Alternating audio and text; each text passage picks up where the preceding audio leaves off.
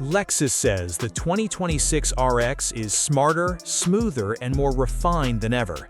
But after spending time looking into what owners are actually saying, there's one thing that keeps coming up, and it might matter more than horsepower, screens, or fuel economy.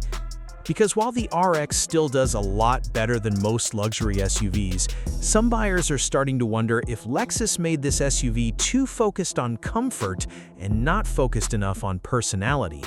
And if you're comparing the 2026 Lexus RX against something like the BMW X5, Acura MDX, Genesis GV80, or even the new Toyota Crown Signia, there are a few things most reviews don't talk about that could completely change your buying decision, especially once you start thinking long-term ownership.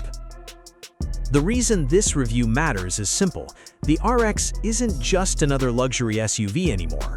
For a lot of American buyers, this is the safe choice luxury SUV, the one people buy because they want something upscale without the headaches. And honestly, that reputation didn't happen by accident.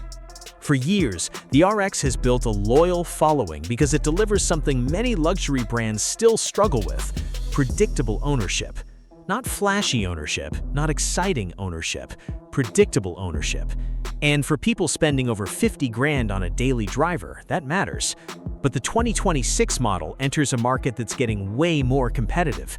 Buyers now expect luxury, tech, efficiency, comfort, and personality all in one package. So the big question is this: is the 2026 Lexus RX still the smartest luxury SUV to buy, or is it starting to feel a little too safe for its own good? The biggest surprise about the 2026 RX. What surprised me most about this SUV isn't the design, it's not the hybrid system, it's not even the interior quality, it's how incredibly easy this SUV feels to live with. And that sounds boring until you actually own luxury vehicles, because most reviews focus on horsepower numbers and giant screens, but real owners care about something else after 6 months. Does the vehicle become annoying? And that's where the RX still wins. The doors shut softly, the seats stay comfortable on long drives, the suspension absorbs terrible roads without constantly reminding you the wheels are huge. The hybrid system works quietly in the background. Nothing feels dramatic. And for some buyers, that's exactly the point. The RX has become the luxury SUV for people who are tired of dealing with luxury SUV problems. Now here's the issue. The 2026 RX is so focused on smoothness and isolation that some buyers say it feels emotionally disconnected, especially if you test drive German competitors first. The steering is light, the acceleration feels controlled instead of exciting, and even though the RX 500F Sport has solid power, it still prioritizes refinement over aggression. Most reviews don't talk about this enough. The RX is not trying to entertain you, it's trying to relax you. And depending on what kind of buyer you are, that can either feel premium or feel dull. This becomes really obvious if you're cross-shopping something like the BMW X5. The BMW feels sharper and more engaging immediately. But then you also start thinking about long-term repair costs, maintenance visits, premium fuel bills, and electronic issues once warranty coverage ends. That's where Lexus suddenly starts making a lot more sense again. Real-world ownership is where the RX gets strong.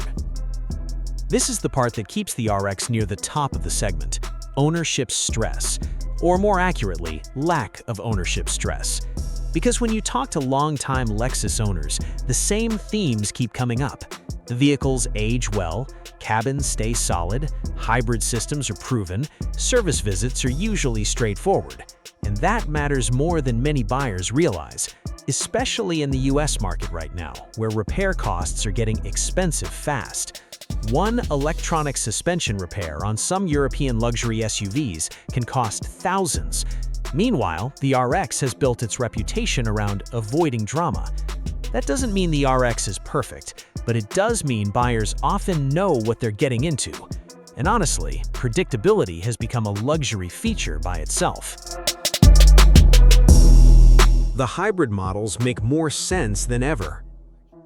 If there's one area where Lexus really understands the American market, it's hybrid technology. Because unlike some competitors that still make hybrids feel experimental, Lexus makes them feel normal, and that's important. The RX hybrid models don't require lifestyle changes. You just drive them.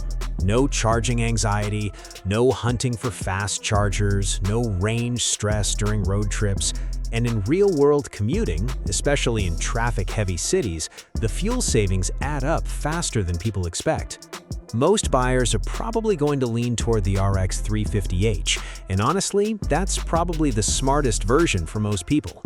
It's smoother than expected, efficient, quiet, and likely the easiest to own long-term.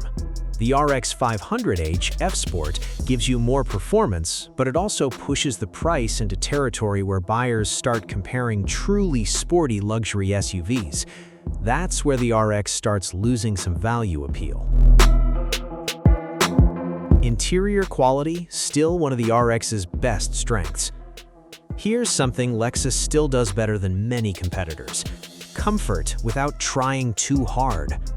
The RX interior doesn't scream for attention like some newer luxury SUVs. You won't find giant nightclub-style ambient lighting everywhere. You won't get overwhelming futuristic design experiments. Instead, Lexus focuses on materials, seating comfort, visibility, and quietness. And honestly, that ages better. Most reviews don't talk about how important cabin fatigue is. Some interiors look amazing for 20 minutes on YouTube, then become exhausting in daily life. The RX avoids that. The seats are excellent for long-distance driving, road noise stays impressively low, and the overall layout feels calming instead of distracting.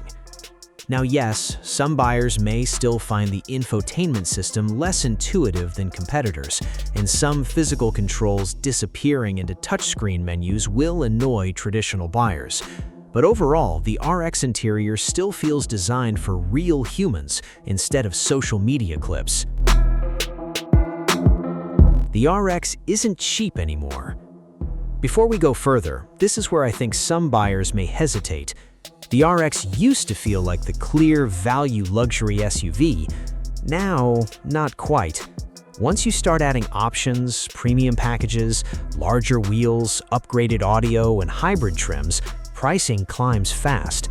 And suddenly, buyers start asking difficult questions. Should I just move up to something more performance-focused? Or should I save money and buy a fully loaded non-luxury SUV instead? That's becoming a real conversation now. And if you've been enjoying this kind of honest, ownership-focused review, subscribe, because that's exactly what this channel focuses on.